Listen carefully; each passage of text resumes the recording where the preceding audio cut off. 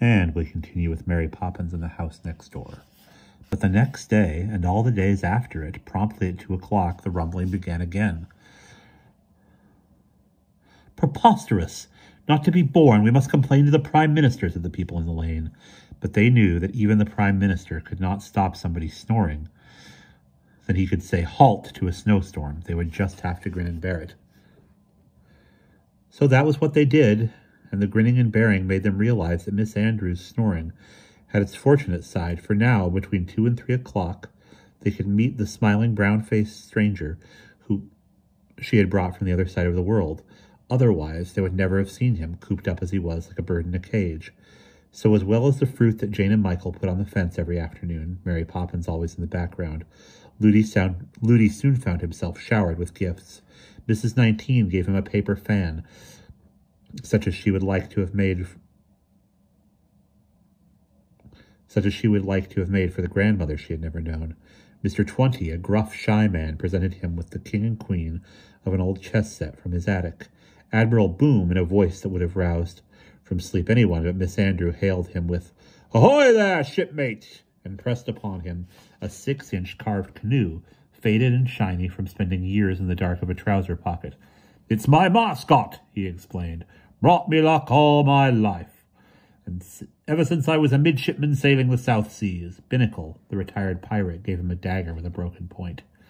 "It's me second best," he apologized, "but it'll slit a throat or two if you're minded to become a pirate." Ludi had no desire to become a pirate, far less to slit anyone's throat, but he took the dagger with gratitude and hid it carefully inside his jacket in case Miss Andrews should see it.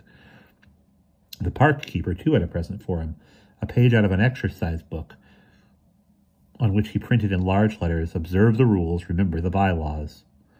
"You'll need this," he said earnestly, if you ever get to come to the park." Ludi spelled out the strange words. "What is a bylaw?" he wanted to know. The park keeper scratched his head. "I don't rightly know myself, but it's something you have to remember." To remember something he did not know, this seemed like a riddle to Ludi.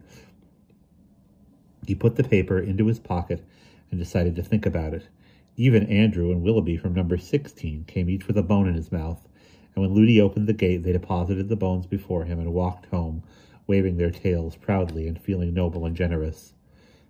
"Peace and blessings," said Ludi, smiling, which was what he said to everyone, and hid the bones under the hedge, so that someday another dog would find them. Everyone wanted to know him. If they had lost number 18, they had been given a sun-browned stranger who, for 1 hour every day, smiled upon them and blessed them. But the stolen hour was mostly spent with Jane and Michael at the hole in the fence, which seemed to be no longer a hole but a place where north and south met, and roses and columbines took the air with waving coconut palms.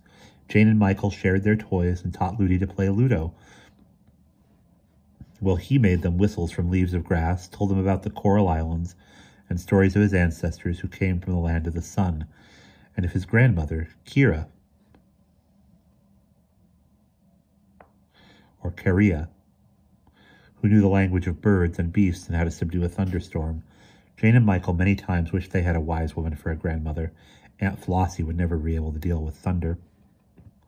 All she could do was escape from it by getting under a bed, and always, as if by chance, but they knew that nothing she did was by chance, Mary Poppins would be at hand, rocking Annabelle to sleep, playing with John and Barbara, or sitting on the ground reading everything a lady should know. And we'll pause there.